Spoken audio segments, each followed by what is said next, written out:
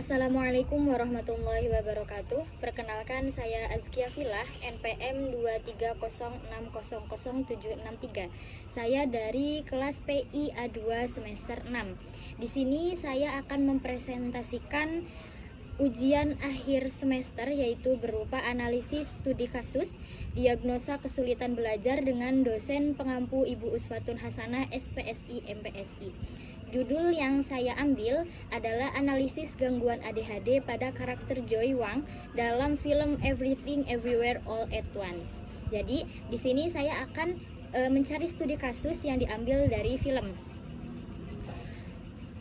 Metode pengumpulan data, karena subjek atau karakter utama di dalam film ini merupakan karakter dalam media naratif.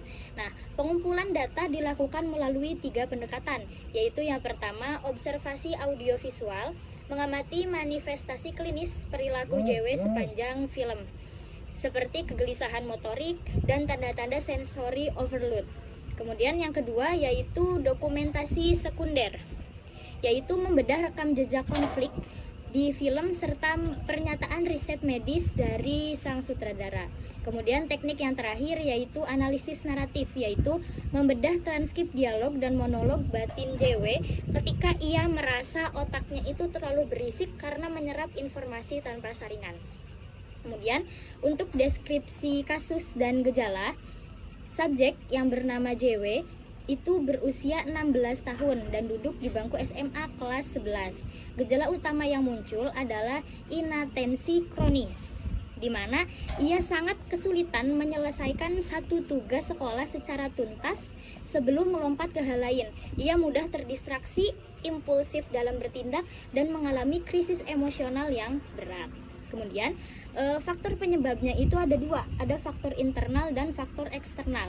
Nah, kalau faktor internalnya itu pastinya disebabkan oleh disfungsi fungsi eksekutif otak dan kegagalan regulasi dopamin secara neurologis. Berarti yang bermasalah itu di dalam neurologis atau otaknya.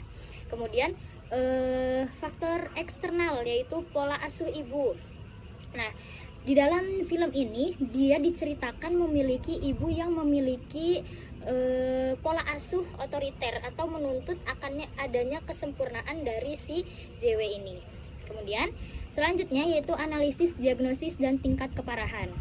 Nah, berdasarkan pedoman DSM-5, JW didiagnosis mengalami kesulitan belajar non-spesifik sekunder akibat gangguan ADHD tipe kombinasi inatentif dan impulsif.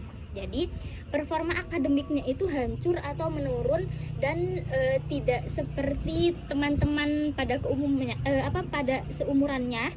Itu bukan dikarenakan dia memiliki intelijensi atau IQ yang rendah, tapi disebabkan masalah time management deficit atau dia tidak bisa memfokuskan pikirannya terhadap satu hal dan kolapsnya fokus perhatian. Jadi yang mengakibatkan dia sering terdistraksi akan hal lain. Kemudian tingkat keparahannya berada pada kategori berat atau severe. Nah, gangguan ini tidak hanya merusak nilai akademiknya di sekolah, tetapi sudah meluas menjadi konflik interpersonal destruktif dengan orang tua serta memicu krisis kesehatan mental yang akut. Jadi bukan hanya menyebabkan permasalahan di akademis atau di sekolahnya saja, tapi sudah sampai meluas ke lingkungan sekitarnya. Kemudian rekomendasi rencana intervensi. Untuk membantu subjek dirumuskan 3 rencana intervensi komprehensif. Yang pertama yaitu program remedial akademik menggunakan teknik chunking, yaitu memecah materi pelajaran yang panjang menjadi bagian kecil-kecil. Jadi dikelompokkan menjadi kecil-kecil dengan sesi belajar maksimal 20 menit yang diselingi dengan brain breaks atau istirahat motorik. Jadi karena dia memiliki kefokusan yang terbatas, akhirnya kita harus mengubah sistem pembelajarannya, yaitu dengan menerapkan sistem belajar yang singkat tapi sering. Kemudian yang kedua yaitu strategi pembelajaran adaptif, menerapkan project based learning. Mengingat penderita ADHD sangat kreatif dan memiliki kemampuan berpikir lateral yang sangat tinggi, tugas menulis linear diganti dengan proyek multimedia atau seni. Nah, posisi duduknya juga dipindah ke barisan depan kelas.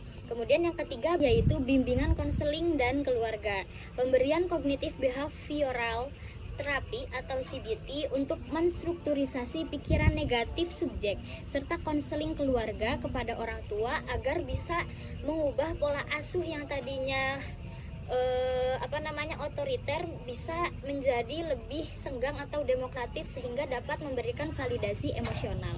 Kemudian kesimpulannya dari semua ini, diagnosis kesulitan belajar harus melihat anak secara holistik atau secara keseluruhan, tetapi tidak hanya menilai nilai angka di raport, tetapi memahami interaksi biologis dan lingkungan sosialnya. Karena ketika kita melihat ada anak atau siswa yang nilainya rendah, itu bukan berarti dia memiliki IQ yang rendah atau mohon maaf anak itu bodoh.